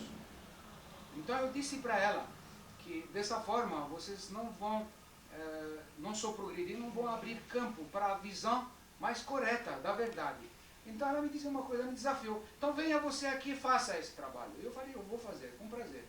E essa é uma missão que eu tenho na cabeça. Um dia eu vou lá, eu vou criar um grupo, eu vou trabalhar com esse grupo, eu vou mostrar o caminho. Como o Novo Horizonte, qual é o trabalho? Ele está abrindo o campo para mostrar a verdade. Mas todo mundo não é Novo Horizonte, mas ele está fazendo um trabalho. E se diz em hebraico, tem na Torá, Hazorim Bedimah Berinai Tzoro. Quer dizer, aqueles que plantam com esforço, então com alegria vão colher. O nosso trabalho é isso. Tem várias linhas analíticas, como vários tipos de orientação médica. Desde você ter a sorte de cair na linha certa, ou então a pessoa que está fazendo o seu trabalho não é só para si, está fazendo no sentido de divulgar como se fosse uma missão. Então nós estamos trabalhando nesse sentido de mostrar que a ligação com Deus é primordial na psicanálise. Não na psicanálise, para o ser humano. Para o ser humano, a ligação. Quem nega essa ligação é um sofredor. Agora, aí não depende da religião. Primeiro ele tem que se ligar a Deus. E primeiro tem que aceitar que ele é criado e não criador. E depois ele tem que aceitar toda a realidade como uma beleza que existe, independente da sua vontade. E assim por diante. Nós vamos caminhando, nós vamos cair na Torá. Se nós partimos desse caminho, nós vamos ser, talvez, os que vão trazer os outros povos para a fonte, que é a religião judaica. A Ivete queria falar, eu não quero... Vocês são maioria, minoria... Nós estamos fazendo um trabalho bonito. Infelizmente, eu me desliguei do grupo há 2 anos atrás por uma briga que eu teve em Nova York, por um procedimento de um que estava falando sobre esses assuntos. Mas na Europa, por exemplo, tem agora as sociedades na Finlândia, na Inglaterra, na França, em Portugal, em todos os países nórdicos, no Brasil e nos Estados Unidos. Mas eu me desliguei justamente por um desvio sobre a filosofia em si, que eu, embora a maioria está aceitando que a origem é judaica, mas houve, sabe, aquele conflito, porque eu sou judeu, eles não são judeus, e eu estou puxando a sardinha para cá, então é que... E segundo, por uma questão de procedimento, de uma atitude que você fala e não faz, então aquilo me deixou revoltado e eu me desliguei. Então, com a graça de Deus, talvez eu estou pensando em formar devagarzinho o nosso grupo e talvez só de judeus. Mas só para atender judeus. Não. Mas aqui religiosamente existe uma explicação. Mostrar que a religião judaica é a base fundamental, partindo para os não-judeus, pela explicação do Rava, que o judeu ele já nasce com a alma judia. Então não existe uma condição de um não-judeu fazendo com que ele vá seguir o judaísmo, sendo que a própria alma dele não é judia. Não o judaísmo. Não, ele não disse somente a fé dele, sim a base judaica, não, a base da Torá. Judeu é um título que se dá. Sim, olha, uma coisa interessante que eu vou dizer, realmente é muito interessante esse debate. Eu não falo em religião judaica, eu falo em filosofia judaica, em modo de vida judaica. Eu falo de ética judaica. Você se pegar judaísmo, não no sentido religioso, mesmo que você pegar ele assim, é a base de toda a sociedade, jurídica, cívica, mental, física, psíquica, todos os aspectos estão incluídos. Então, se você quer mostrar para um goi, você não vai mostrar o lado religioso.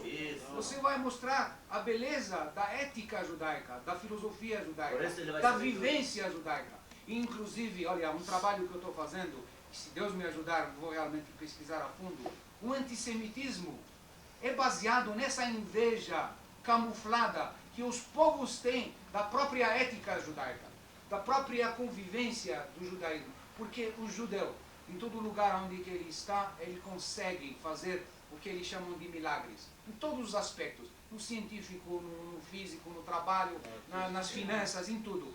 Mas, na verdade, não é porque nós somos muito inteligentes, ou mais inteligentes do que eles. Não é a inteligência em si. O que é inteligência? Em testes a gente pode provar que tem judeus burros e mais burros do que goi. E tem goi muito inteligente. É que está impregnado dentro de nós, como o Rabino falou, essa alma, essa centelha divina, que faz com que nós sigamos, queremos ou não, essa filosofia, esse modo de vida, que sendo do ponto de vista religioso ou não, ele está dentro de nós não podemos escapar a ele. Tanto é que está escrito na nossa Torá, Kol Israel Yeshlaem Helek Be'olam Haba. Quer dizer, qualquer judeu, seja ele rachá ou não rachá, no momento que ele se torna, vamos dizer, você pode ser... Depende do... Tem as suas exceções. Esse é dizer coisas que eu não sei, mas o que eu quero dizer é que judeu, rachá, é melhor do que um gotov. O que eu quero dizer por isso? Que nós temos por dentro de nós uma coisa tão especial e específica que os outros não têm. E isso nos impura a fazer com que, mesmo que a gente se afasta, é um afastamento momentâneo. Porque no dia da consciência, basta um Yom Kippur, onde a gente senta e fala assim, bom, eu pequei, eu fiz tudo. Qual é o povo que senta um dia inteiro, como nós fazemos, onde reconhecemos, desculpe, culpas que fizemos e que não fizemos também. A gente fica fazendo al-avonot she'asiti ve'al-shelo asiti, al-hataim, quer dizer, a gente vai se pedindo perdão e se colocando humildemente perante Deus, como despido de toda a vaidade, dizendo de tudo aquilo que nós cometemos. E naquele dia em diante, como se fosse ter purificado a nossa alma e começando uma página nova. O goi não faz isso, você está entendendo? Sim, mas o senhor quer mostrar para o goi que o método de vida do judeu, os preceitos do judeu, o judaísmo em si... Ele não fala nem judaísmo. O goi não vai falar judaísmo. Não, mas Mas espera aí, eu não estou falando no título, ele vai chegar, não, que o judaísmo é isso. O senhor vai procurar demonstrar por um exemplo que o que a Torá, ela nos ensinou aos judeus, o senhor não vai citar para ele a Torá nem os judeus, certo? Que esse tipo de conduta seria vamos dizer, o mais acertado. No momento que eu faço a pessoa ver a sua inversão, Sim. eu já estou fazendo ver o que a Torá falou. Mas eu não preciso dizer para ele isso. Sim, mas aí ele teria que ter um tipo, inconscientemente, de Torá, de saber que a Torá é uma aceitação. Ele não precisa nem saber que existe Torá. Se ele é um goi, ele vai para tratar. Ele percebe isso. Mas eu não quero deixar a Ivete aí frustrada, por favor. Atenção, que das perguntas a gente também aprende. A Ivete faz 1 hora que ela está piscando para cá, que ela quer falar. Vai falar, Ivete. Ela só fala português, hebraico. fala português. 7 línguas. רציתי לומר, בקשר למשה, מה שאמרה ממסר, שלמעשה יש אנשים שעושים פנטזמה שהם נקשרים לאלוהים. למעשה זו טעות לשאול בכלל את השאלה הזו, כי הנשמה שלנו בקשר דתי, אנחנו חלק מאלוהים. הרי בגלגול הנשמות באיזשהו שלב, אנחנו גם נגיע לשלמות. זאת אומרת, אנחנו חלק ממנו. נכון רבינו או שאני טועה? אנחנו חלק ממנו. ערך ואומר, אנחנו לא צריכים להתקשר אליו, הוא בפנים אצלנו. וזה בהקשר אליך, מתקשר לפסיכואנליזה שלך, שלמעשה הכל חוזר לבפנים שלנו. אם הוא בפנים אצלנו, רק אנחנו נסתכל פנימה, ואנחנו כבר נקבל אור, האם זה בצד זה או בצד זה. מצוין. Vocês entenderam? Não, não. Então, rapidamente, ela falou uma coisa muito certa. Porque, na verdade, quando eu falei, não sei se alguém percebeu aquela palavra, o método de trabalho nosso é um método de interiorização. Quer dizer, levar a pessoa a olhar para dentro. E ao olhar para dentro, ela descobre todas as suas atitudes. Então, ela fala uma coisa importante, como nós, pela nossa religião, fazemos parte divina, quer dizer, como se fosse a Shekinah, o próprio divino está dentro de nós. Se nós vamos olhar para Deus, nós vamos ter esse encontro com Deus. Quer dizer, essa ligação, ela é feita automaticamente pelo processo de interiorização. Não sei se existe essa especificação, mas interiorização não é como exteriorizar. Interior é olhar para dentro aquilo que é divino dentro de nós. E aquilo que é dentro de nós só é boa coisa, só é beleza, só é bondade. Se você olha... אם אתה מודע לזה שהוא קיים, משה, אם אתה מודע לזה, וזה בהקשר לפסיכואנליזה, אם אתה מודע שיש לך דבר כזה, אתה מוצא אותו, אתה מרגיש אותו, אתה גם מקרין אותו החוצה. אין דבר כזה אור פנימי שלא יוצא החוצה. וזה בכל ההקשרים לדעת שלנו, שהיא למעשה דעת של צניעות, של עשייה טובה, ולכן הדתיים גם מאמינים שבן אדם הוא לא צריך להיות דתי ולמלות מצוות.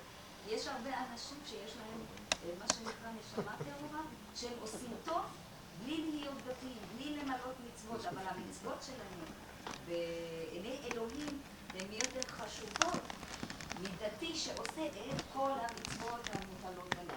וזה אומרים הרבנים. זה נושא... התחלנו אותו מעניין מאוד. זה לא מקום ולא הזמן. Dá para marcar Dá para marcar outra reunião para falar sobre isso. Não vai terminar no Mas só para uma palavra. A minha vida é mais português.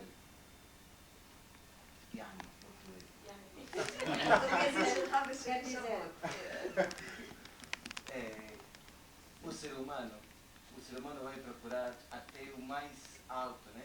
E chegou até a Lua e talvez vai chegar até lá.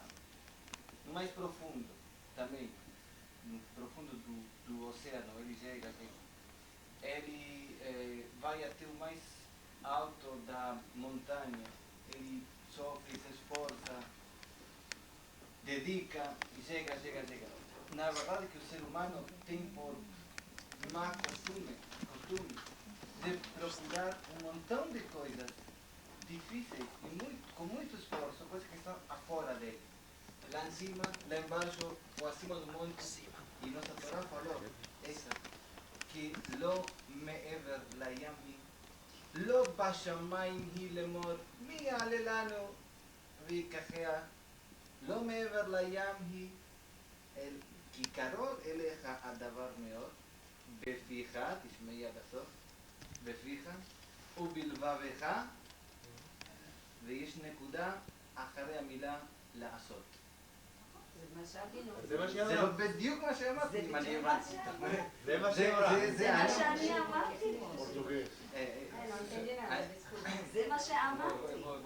זה מה שקרה בתור Mas o que eu queria dizer é o seguinte, que a Torá falou que isso não está nos céus nem no outro lado do mar, do rio, para que você venha falar, está no outro lado do rio, que vai até lá procurar, né? E ele não está lá nos céus para que você venha me falar, não, até lá, quem vai procurar, né? Então a Torá fala que a Torá, Deus, a mensagem de Deus, Karov elecha davar meot, está muito, muito perto e próximo de você. E aonde? Na esquina, aonde? Befica o bivavecha, em tua boca e em teu coração. Então aí eu vou descobrir tudo. Não, aí que eu disse que o ponto e o final daquela frase não acabou aí. No que o passo continua dizendo, Befica o bivavecha la asotó. Em tua boca, em teu coração, para realizar, para fazer. Quer dizer, então, se eu compreendi bem, certo? Tudo bem, existe um interior, uma neshama, beficho bilvavecha, tudo bem, está na boca, está no coração, mas existe, nos termos judaicos também, uma coisa que se chama לעשות, para fazer. משה, זה בדיוק מה שאמרתי לך, אתה רק אומר בצורה אחרת. אם אתה רואה אור בפנים, האור מקרין. איך הוא מקרין? בפה, בלב. מישהו אחר יגיד לך במעשייה, אבל זה עדיין במעשייה, זה אותו דבר. בכל אופן יש נקודה שלא מצליחים לדבר.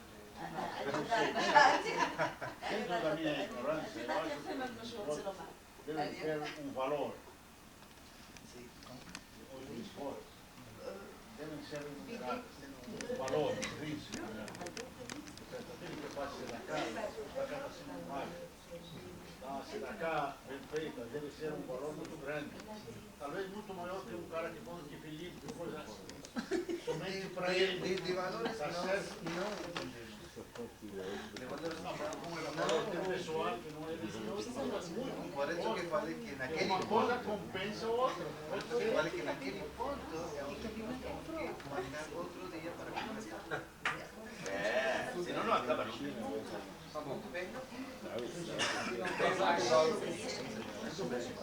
Zabaru. Muito obrigado. Se não tem mais perguntas, eu agradeço a todo mundo.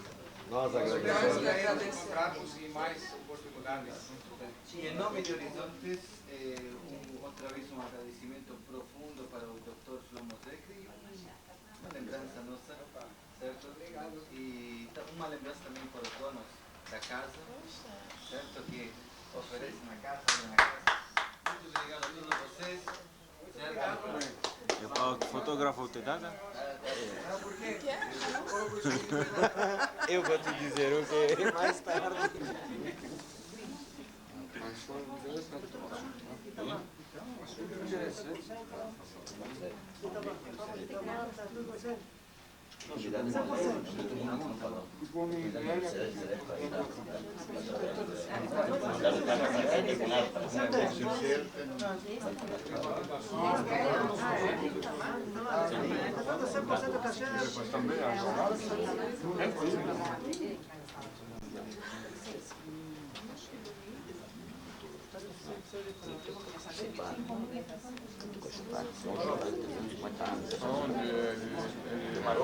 קשור ברטה פעם כדי כזה צמד ענס זה רבים